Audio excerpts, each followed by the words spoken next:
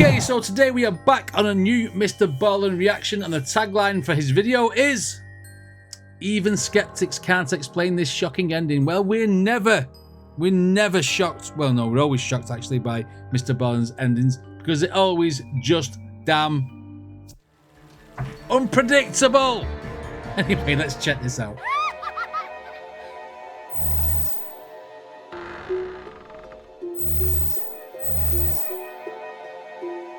Right, okay, see which skeptics can't explain this shocking ending. Don't even know what this story's about. Let's go. And we'll do it on the right screen.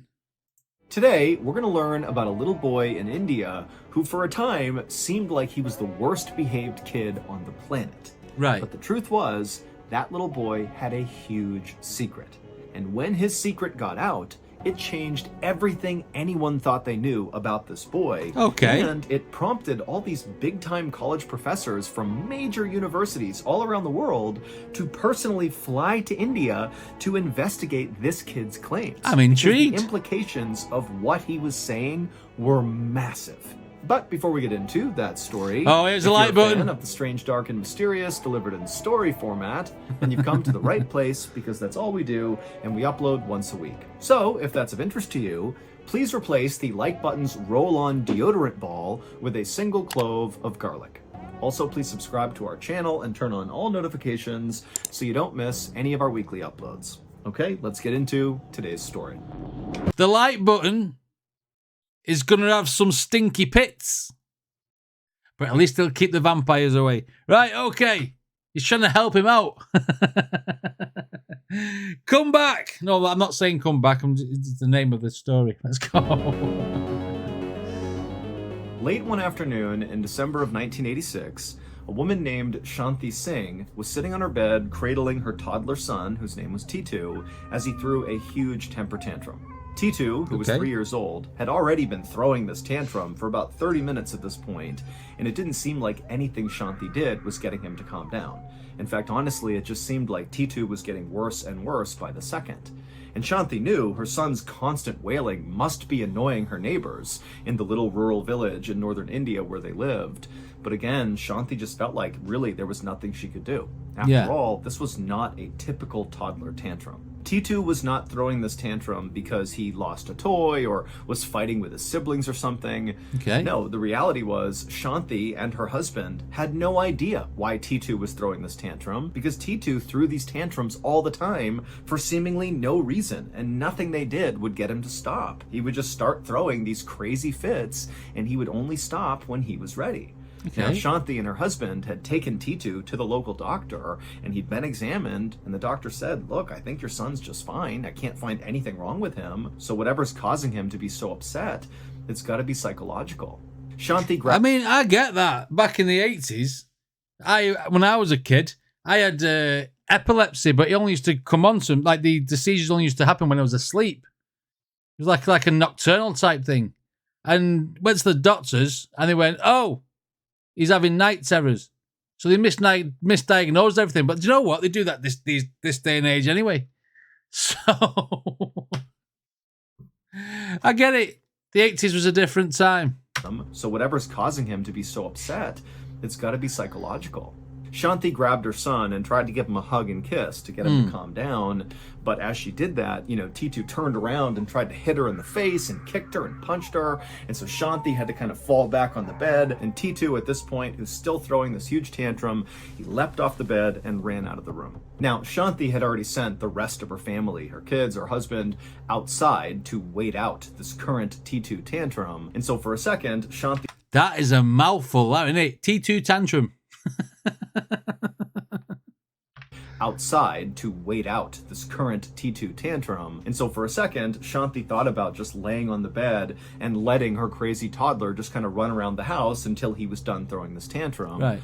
But as Shanti was laying there on the bed, practically crying from frustration, she heard a plate break in the kitchen. And so she jumped up and ran into the kitchen, and there was T2 looking down at the ground where there was a shattered plate on the ground. Clearly, T2 had smashed it on purpose. And so as furious as Shanti was, she suddenly realized that, nothing she could do was going to get this kid to stop. And so right now, the only thing she could do was just put him in a safe place where he couldn't hurt other people or himself or damage anything else. Okay. And so Shanti, trying to be as calm as possible, walked up to T2, who's still throwing this tantrum and swinging at her as she's coming near him.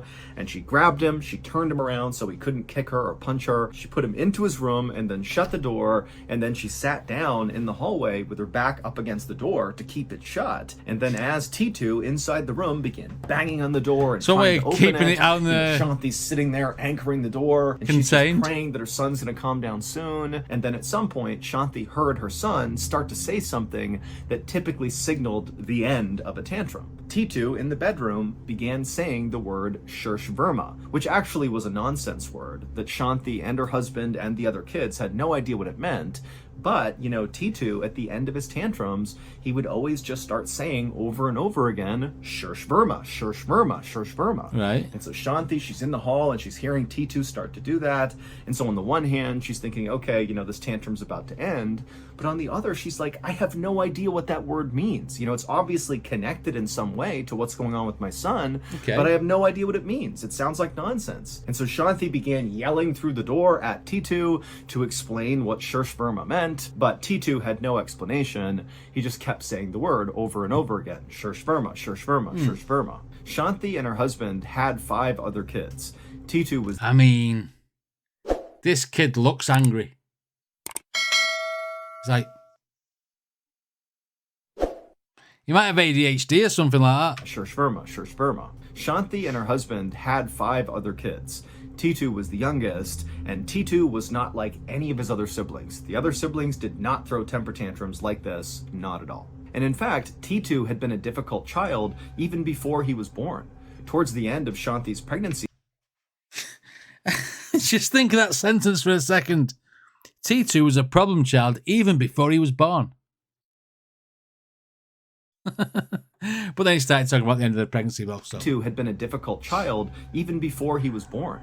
Towards the end of Shanti's pregnancy with T2, she'd become very, very sick, and in fact had to be hospitalized for the entire last trimester. And then as a newborn baby, T2 basically didn't sleep at all, and he cried constantly, and so Shanti and her husband initially thought, T2 must just be a very fussy baby.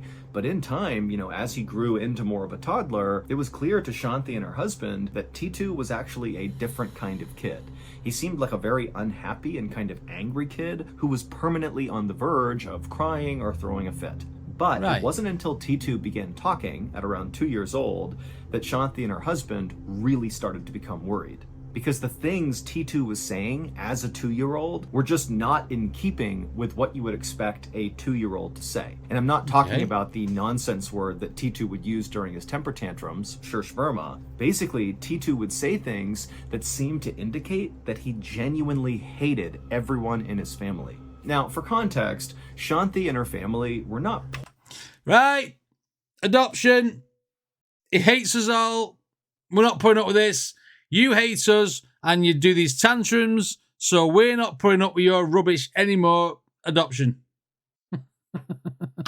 Everyone in his family. Now, for context, Shanti and her family were not poor, but they weren't rich either. They lived in a little concrete home, they didn't have a TV or a car, and all the kids wore hand-me-down clothes, and Shanti actually handmade her clothes and her husband's clothes. But the family always had enough food to eat, and they were educated, and they seemed happy enough. It's just that they didn't really have the ability to do anything extra, like above and beyond a modest life. Right. And T2 had never known anything different. This was his life from the day he was born. But when he learned to speak at around 2 years old, it was like all T2 wanted to talk about was how crappy of a lifestyle their family lived. For example, when T2's mom, Shanti, would put on one of her saris that happened to be ripped, a sari is a traditional garment in it's India, a headdress. T2 would look at what she was wearing, and in toddler speak, he would tell her that she looked terrible and that it looked like she was just wearing rags. T2 would also walk around their house, and he would point to spots in the house that looked dirty, and he would demand that somebody cleaned it up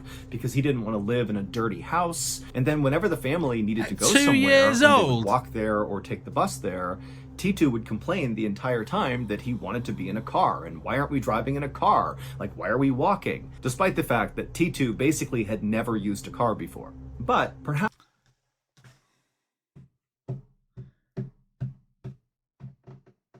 Is T2, right? I'm going to make a prediction.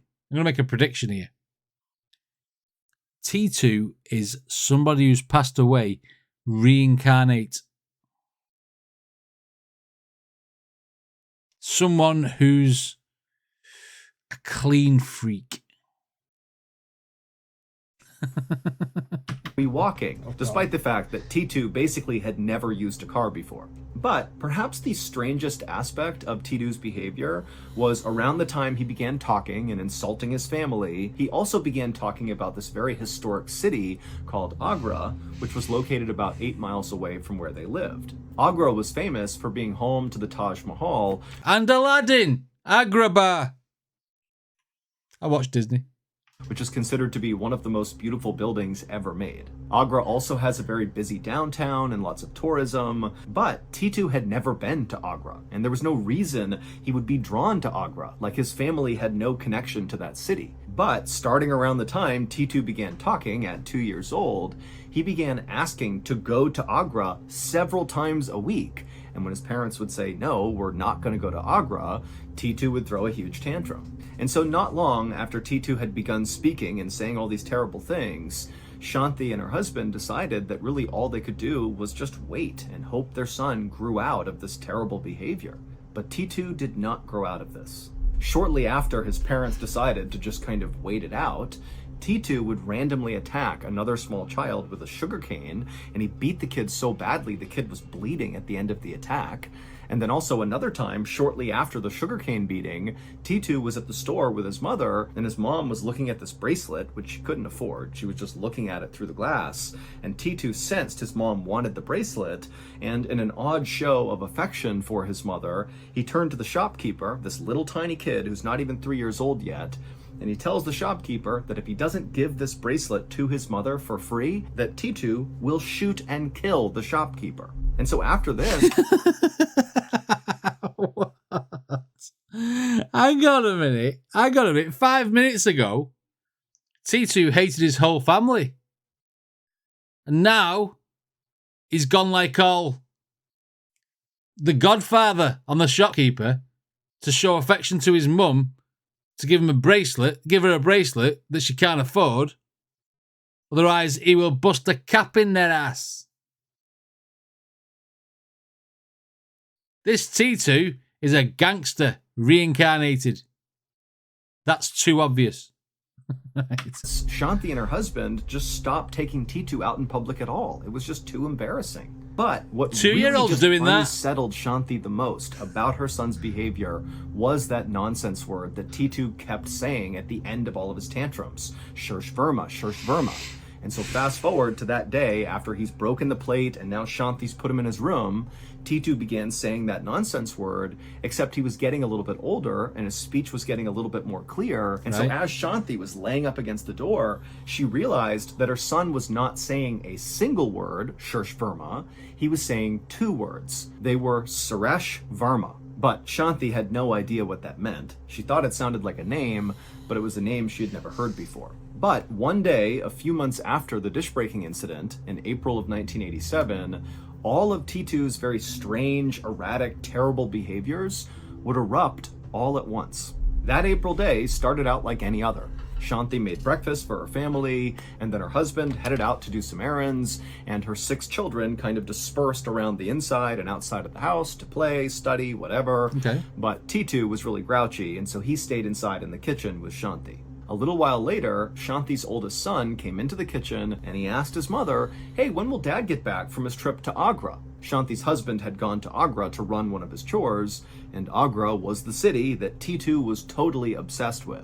And so when Shanti's oldest son said the word Agra, T2, who was sitting in the kitchen, he heard it and kind of looked up like he was totally fixated on their conversation. And then as Shanti and her oldest were talking about the dad, T2 just got up, left the kitchen, and he went to his room. He grabbed a couple of things, and then he came back into the kitchen carrying this bundle of clothes with him, and he walked right past his brother and his mother. He went out the front door and began running down the road without saying a word. To catch up Remember, to his dad. This is like a 3-year-old child. This is not a teenager. This is a little kid. And so Shanti and her oldest son, they kind of watched in shock as T2 ran off down the road. That's parenting. Oh, well, looking after your siblings, isn't it?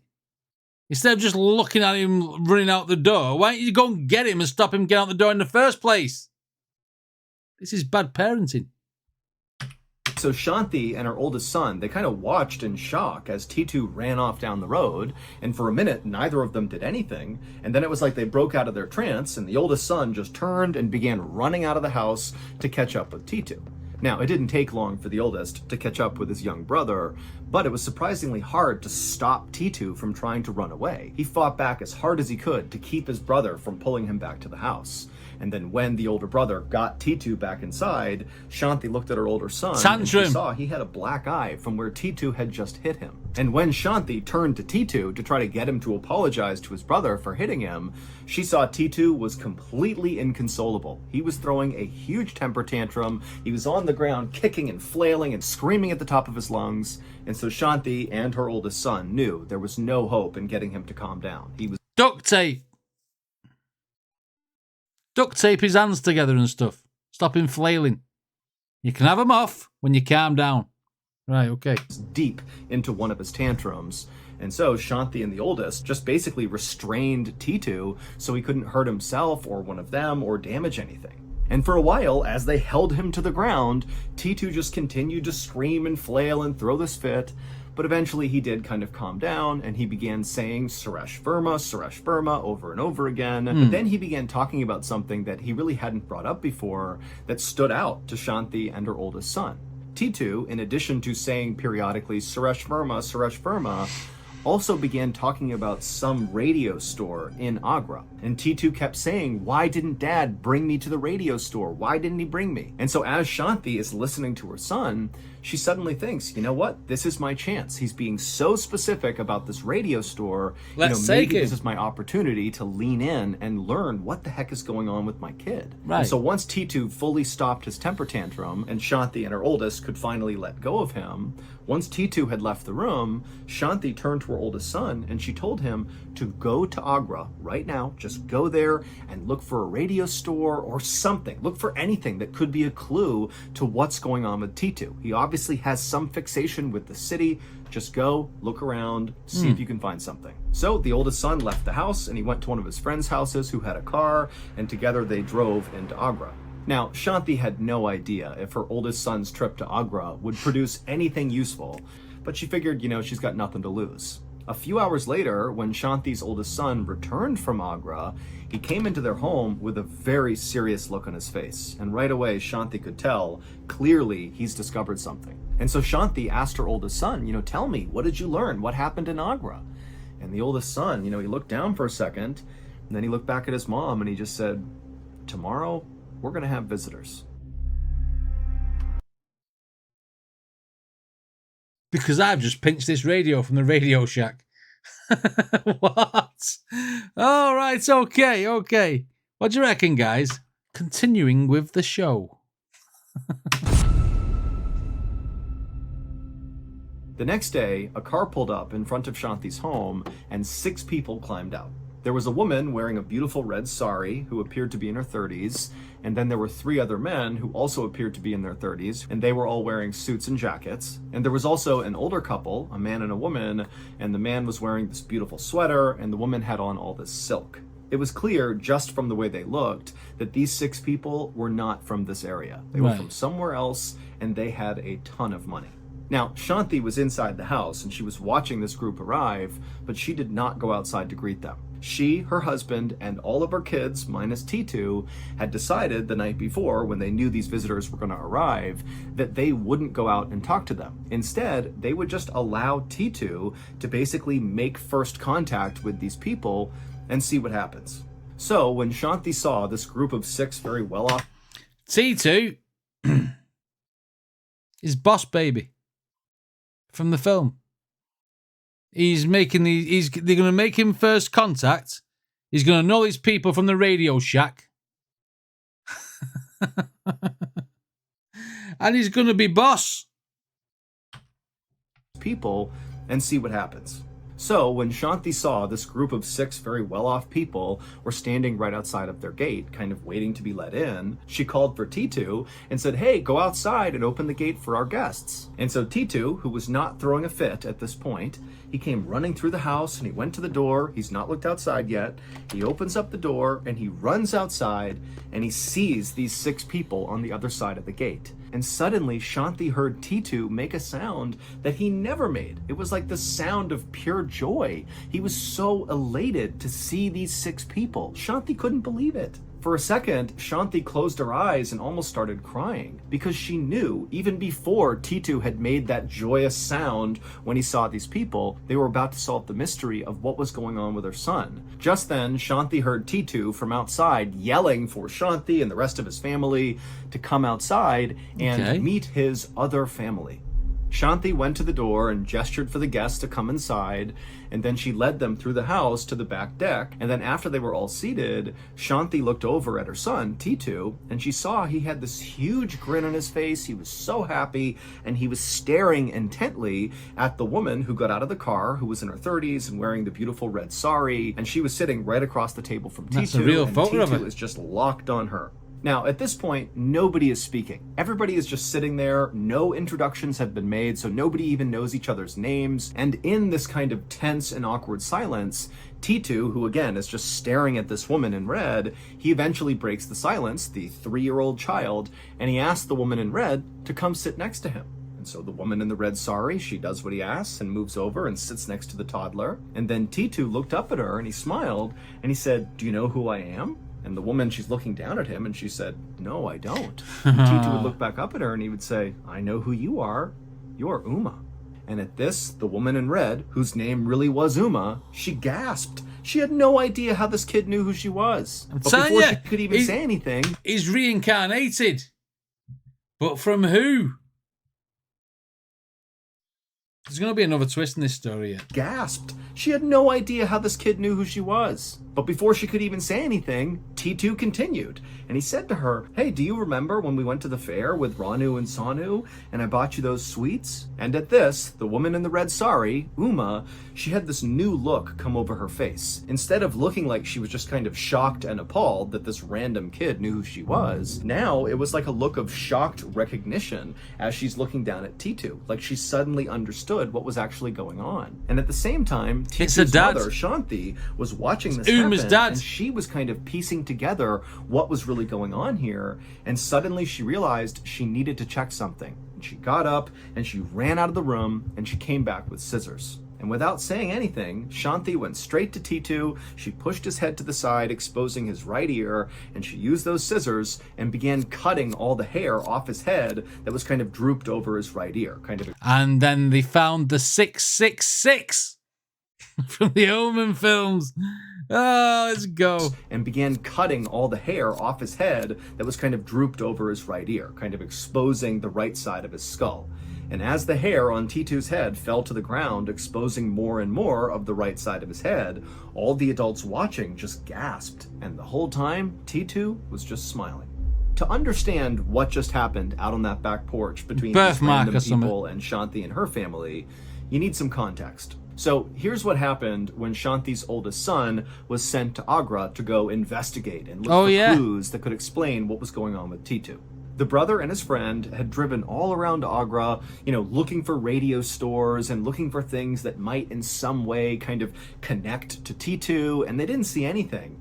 But at some point, they drove past one of the many radio stores in Agra, and the name of this radio store immediately stood out to the brother and this friend. So What the he older was brother saying. and the friend That's what he was saying, that she couldn't understand what the words were. It was the name of the shop. Okay. parked their car and they went into this particular radio shop, and inside of there is where they met Uma, the woman who had the red sari on, who was in her 30s, that T2 said we went to the fair together with, that woman. So she's inside this radio shop, and when the older brother asked Uma how this radio shop got its name, that was when things began to fall into place for this older brother about what was going on with T2.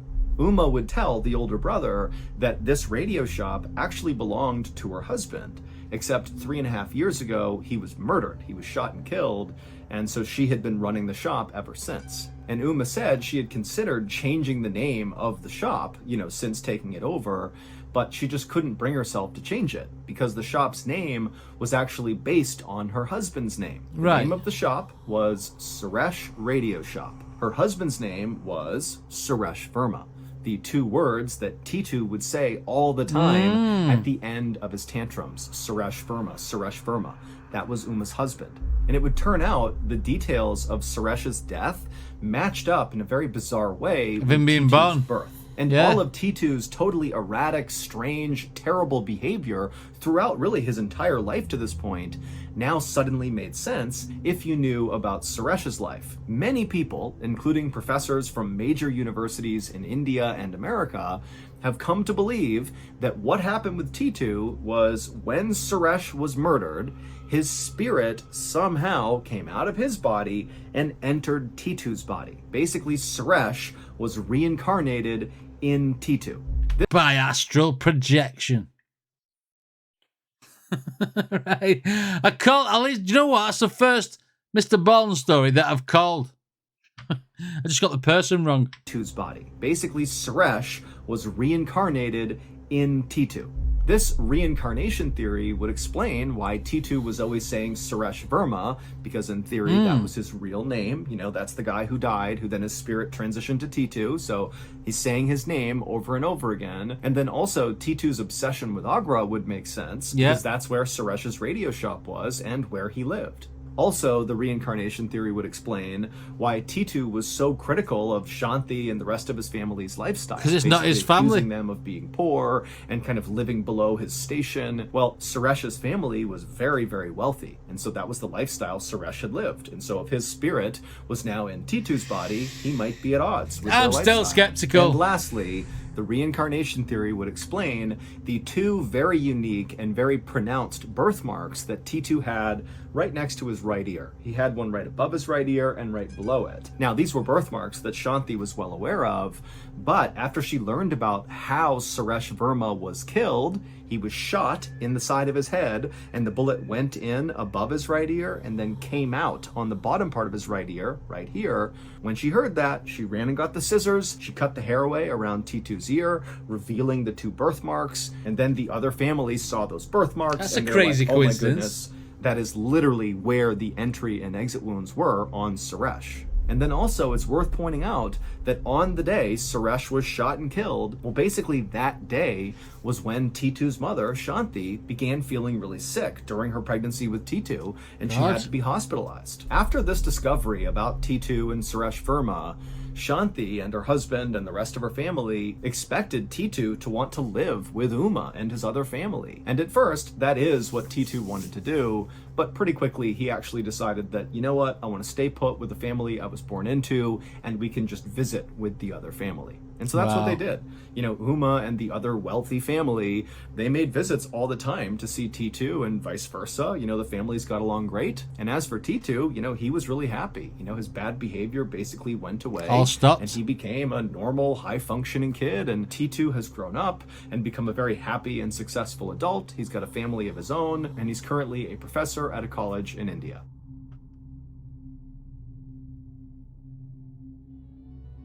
It won't surprise me if he hadn't gone into being like someone who runs an anger management place, considering he's had so much experience in that. I mean, I don't know. I'm a skeptic by, straight off the start of looking at anything like this. And it's a coincidence. Come on. It's got to be. You're saying it's a true story and this, that, and the other, but I mean...